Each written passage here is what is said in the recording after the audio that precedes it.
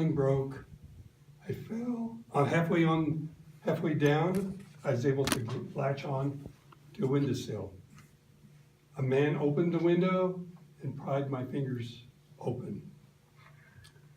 St. Peter said, "Well, that's how you died?" He said, "No, the awning below at the entrance broke my fall."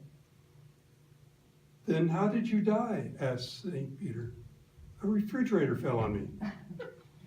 He said, "Well, that's pretty sad. Come on into heaven." The second man comes. "I was a businessman. I suspected my wife was cheating on me. I went home early to her condominium. I came in. She denied that anyone was there. I looked everywhere. And then I saw this man clinging on to the windowsill. So I opened the window. I pried his fingers loose. I saw that the awning broke his fall. So I took the refrigerator and tossed it out the window. Unfortunately, the cord of the refrigerator dragged me out of the window." St. Peter said, "You killed an innocent man. You can't come into heaven." So the third man comes. He says,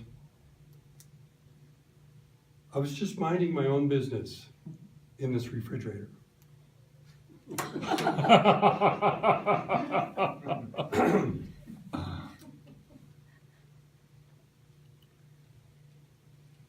So you see, the man assumed that the man on the windowsill was the guilty one.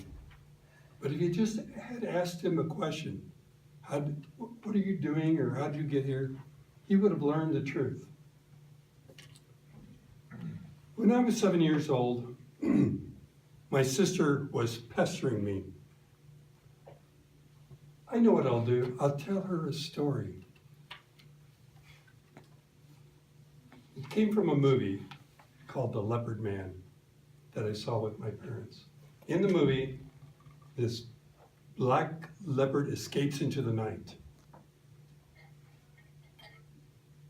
This housewife forces her daughter to go to the store to buy some flour.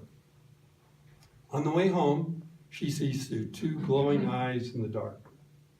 So she runs, she drops the flour, and the leopard kills her right at her own door. I told that story to my sister. Unfortunately, it had a big impact on her. She was younger. One night, my sister perceived, or had a perception, there was a dark thing under her bed. It was a pigment of her imagination. It was a catastrophe. "Daddy, there's a black panther under my bed." So my dad cautiously looks under the bed. Then he shouts out, "Oh, it's your dirty clothes." My sister did not question the fact, how could a black panther be in our house? I like to watch science fiction movies, such as Invaders from Mars. In the movie, a boy dreams he sees a flying saucer land. It buries itself in a sand pit. People are being turned into unemotional robots. Finally, the boy alerts the army of the danger. The army sets a bomb in the sand pit. On my 13th birthday, I remembered very well, I had cake and went to bed right after because I was sick. The covers were mounded up on my bed. Sheets and covers were mounded up. And in the middle of the night, I was dreaming, and I dreamt, because my bed was mounded up, that there was a flying saucer trying to emerge out of my bed sheets. I'd confused my dream with the movie. So I turned on the living room light, and I was half conscious, half dreaming. I hid behind the sofa. My mother came out, and she collapsed on the floor. She had fainted because she got out of bed too quickly. My dad rushes in. He says, "What happened?" And I said, "They got her." Well, then my mother got up and said,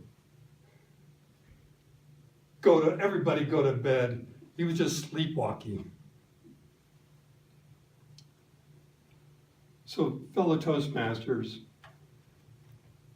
if you have a perception, make sure you check it against your assumptions and your beliefs before you act upon that perception. And I never did hear about the Barbary Pirates, fellow Toastmasters.